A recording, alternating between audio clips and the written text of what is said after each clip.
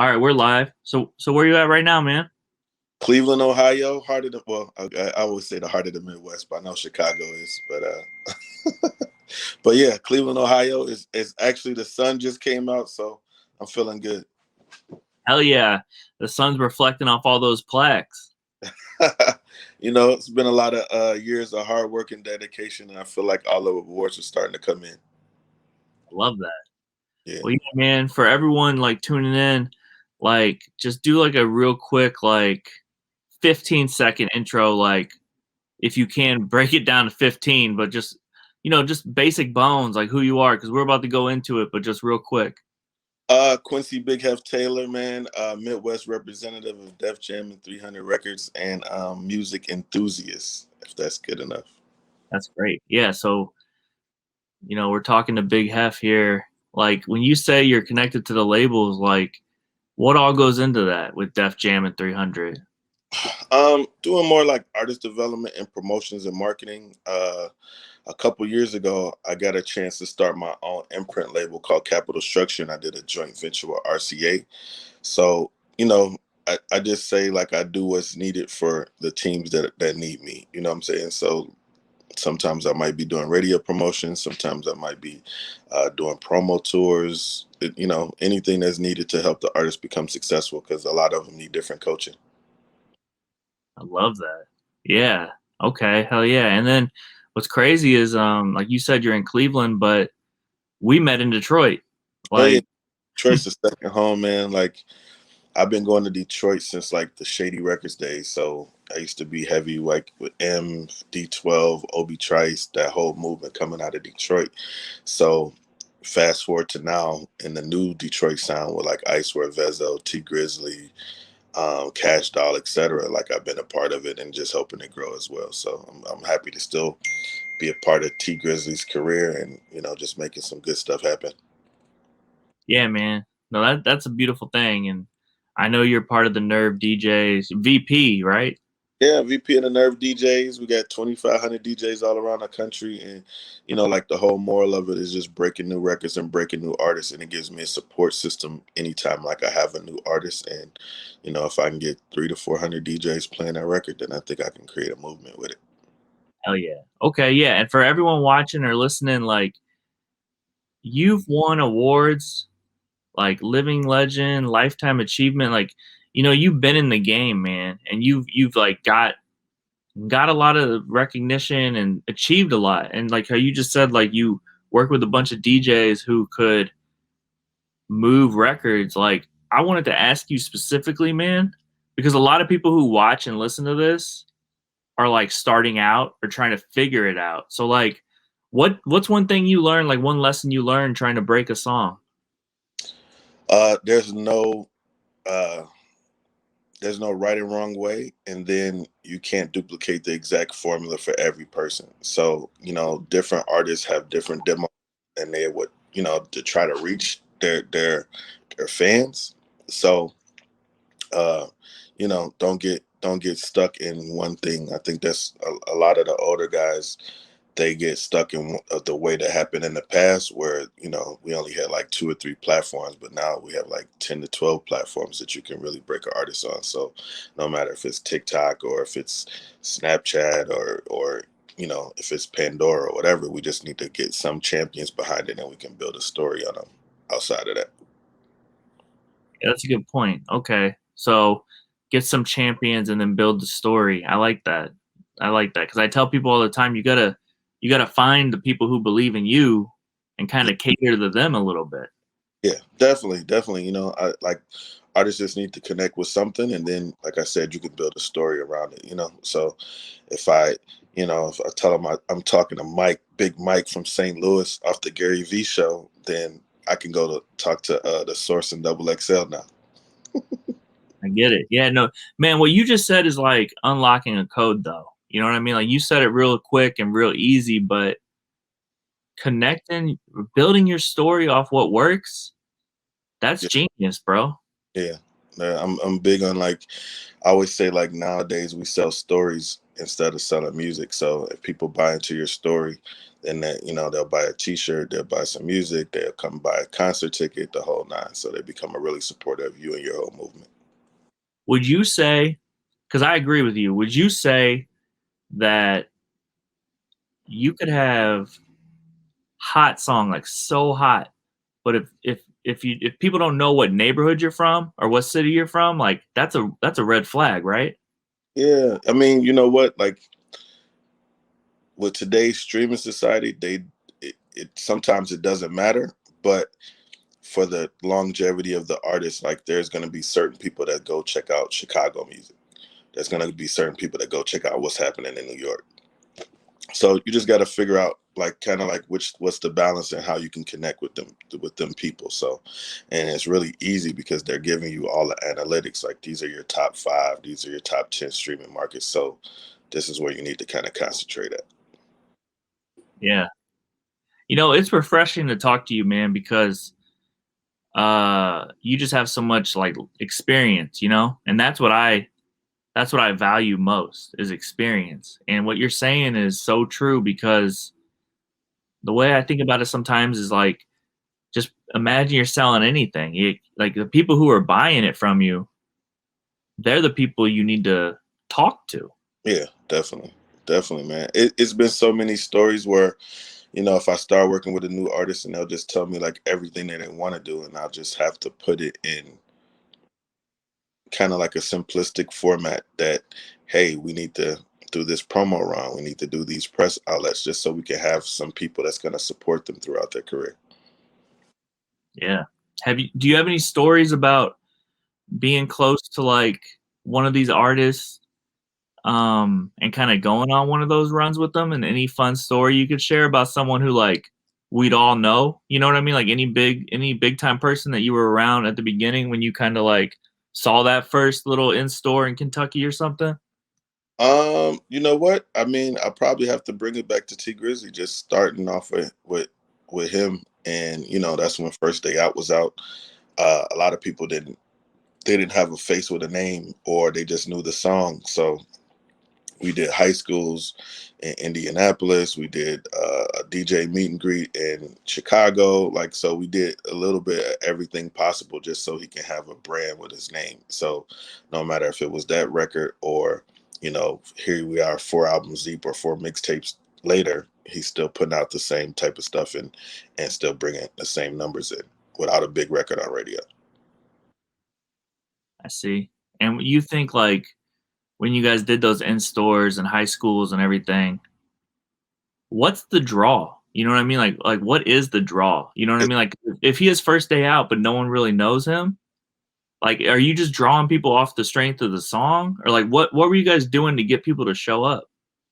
You know, I think like with a lot of lifestyle locations, a lot of people don't utilize them anymore, but they have a consistent customer fan base as well. So they send out like text alerts. They send out certain things like if you're at DTLR or Villa or whatever it is, they'll send out text alerts to their loyal customers, and they'll bring those people in to meet T Grizzly, or if it's Megan Thee Stallion or whatever.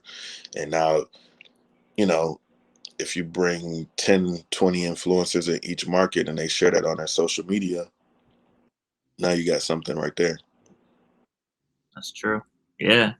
It all goes back to what you said, man. You got to find who's like believing with you and utilize it. If the store, if whatever store it is, lifestyle, record store, clothing store, whatever, if they believe, utilize it, build, be authentic. Yeah, because we would go like, we go to like some high schools and stuff, and there's like 400 or 500 kids. But imagine 400 or 500 kids sharing your stuff to all their friends, and now you're utilizing their social media platform to talk about yourself. So it's always a good experience. Hell yeah, that's a gem. That's a gem. And see, a lot of the people who listen to the podcast and watch videos like this, Mm-hmm. they need to hear stuff like that, because it connects a lot of dots, man. Yeah. I gotta ask you, in your opinion, because to be real, it could go either way. But in your opinion, how important is being humble? Like when it comes down to like respect for people, as an artist, you know what I'm saying? I think it's everything, bro. Like it's everything. It's like, a lot of people being humble keeps you there. It keeps you in the conversation. It makes people want to work with you. It makes people want to go out of their way to help you out. So now, if it's a club promoter, hey, the guy was nice to me. He was good people. He showed up on time, etc. I might want to book him again. So that's another 15 to 20,000. Or, if that record promoter or that radio jock, you know, when it comes to new music and he sees your name, that builds a relationship, and they're going to recommend that your record get added into rotation. So you gotta be humble. You gotta be willing to work. And you know sometimes the craziest thing, you just gotta say thank you. Hmm, A lot of people don't do that. that's real. Yeah, you're so right, man. I agree. Some people might want to argue us on that, but I agree. And I even manage a producer, Richie South in Atlanta, and when I met him, one of the first things that caught my attention was how humble he was. And I was like, I could work with someone like that. You know what I'm saying? Because like how you said, it's like when you go through life and you meet people, you don't have to be ashamed or quiet, but you just got to be respectful and humble in a sense that like everyone's a person, like don't be a jerk, right? So it's like that's how you get ahead by people wanting to work with you. Yeah, definitely. You gotta be somebody has to want to work with you. So I anytime I meet somebody, anytime I'm going to an event, I just introduce myself. Hey, man, hopefully we can connect with you down the line, or there's other things we possibly do. So, I just think that that's super important as far as getting yourself to the next level. So getting into like the second phase of your career. So, I think it goes in like different phases where you're a new artist. uh I believe in the rule of three. So first time is the introduction, second time is the and then third time you have a good relationship where you guys can talk business, do things, and they know that you might be a consistent person that might be around for the next 5 or 10 years. So anytime I'm like at the double XL freshman event or something like that, I'm like, hey, these guys are going to be around for the next 5 or 7 years. So, these are the guys you got to really kind of look out for and build a relationship with, because you're going to see each other at the same shows, same events, all kind of stuff. So, Yeah. No, it's a small industry in a lot of ways, and what else is cool is that what some people who work in the music industry don't understand is that there's a lot of people like me across the country and there's a lot of people like you across the country. And when I yeah, say a lot, I just mean multiples, right? And like we all should kind of find each other. Like we're all doing the same act, which is like raising up awareness around deserving artists. yeah, definitely. They always call them like dot connectors now, but yeah, you should definitely, if I'm in LA, I'm definitely going to try to tap in with the LA leakers and Dash Radio and things of that nature. So I believe in like you have to raise awareness for artists, and then once they're on your platform, then your fan base might tap in with them or follow them or like their music, or they might say something that connects with their life. You might be uh just say somebody in your family may have got COVID, or somebody, like we've all went through different hardships. So somebody might be locked up or whatever, and the young artists or the young fans out there, they're trying to identify with something like that more than, everybody can buy a Rolls Royce or a Bentley or Ferrari or Lambo. So that's something that they more or less can connect with. Yeah, man. That's real. So I want to ask you, what artist taught you something? Like, what's an example? It could be T Grizzly again. It could be D12. It could be anyone. It could be someone we never even heard of. But just what's an example of sometime you're around an artist and you learn something from the artist? A lot, because they had like, there's different strategies, I guess, for the different eras of music. So like one of the things that like even with Megan or maybe even T Grizzly, like they put their projects together a certain way so it appeals to certain different audiences. So some people might be a sneakerhead, so they're gonna make a couple references about sneaker. T Grizzly's a gamer, so he's making references about Call of Duty and all kind of other gaming stuff that, like, if you're in that community or in that world, then people are gonna gravitate towards it. And you know, and then there's certain artists that are like now that are certain big streaming artists, but they not might be global artists or radio artists, you know, so you can put together your records in a certain different way so you achieve like the maximum results out of it, each project. Interesting. So you've been around when they were putting together the track list. You've been around when they were like thinking about it in a way to like, who's this gonna reach? Yeah, so you know, like I've been around, I've done the studio sessions, the late nights, the early morning flights, the going to different cities, all of that good stuff. So you know, you kind of get a chance to see like from the beginning to the end of a project and then seeing the results of it. So if they're projected to do 30,000 or 50,000 units the first week or 100,000 units the first week, it's good to just see that whole process unfold because, you know, every artist is different. And this is, you know, even though you might just see it just floating across your screen or whatever, this is their life. You know, this is the way they feed their family to keep their lifestyle going or whatever. But it's amazing the way people do put together projects for sure. I love that. All right, man. Last question for you today, because we got to do this again, bro. But Yeah, last question for today. What advice would you give to like the young artist, the young guy or girl that's watching this or listening, and they want people to hear their song, Like what advice would you give them? make a song that's true to you and it'll take care of you for the rest of your life. So you don't have to kind of format it into what you think is popular today because you're paying your story is your own story and it'll identify with somebody.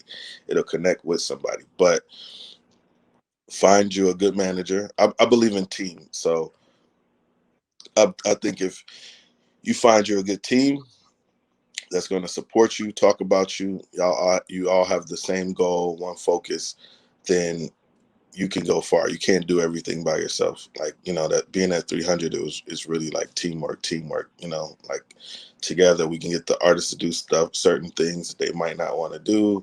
We can get records moving, we can get merch moving, etc. So it's just like find you a good team. And I think it really starts off with like having a good manager that's going to help facilitate your ideas, your dream, you know, to the rest of the world. I love that, man. Yeah, and you know what's funny is almost every time I talk to someone, they say the same thing about a team. It's all about the team. You know what I mean? You got to have the right people around you. I learned that like I was really like in the early or mid 2000s. I really just started to I really got into like the Houston movement. So like Slim Thug, Swisher House, there were like two like iconic people that came from the South, from the Houston area, but they had their stuff like as an independent label and going into a major label system. They had their stuff so organized that everyone had a job and it was just all a team effort. So that kind of stuck with me. And then just seeing like different artists win, you see the same type of energy, the same type of format. So, you know, you have to have a team. So like I believe in team. You know, and I think Steve Lobel said it. Steve said, you know, together everyone achieves more. And it just stuck with me like over the last 10 years, real crazy. I love that. All right, well, yo, like I said, we're gonna do this again, man. Maybe we do this next month. Yeah. I was gonna say let's have a monthly industry talk, you know, a monthly or something like that, where we go over different topics for these artists and stuff. I love it, bro. Well, yo, thanks for doing this. Thanks for your time. And Gary V sends his love. You got to come to the office in New York. So we'll talk soon. I appreciate it, man. Appreciate the time. All right, have a good day.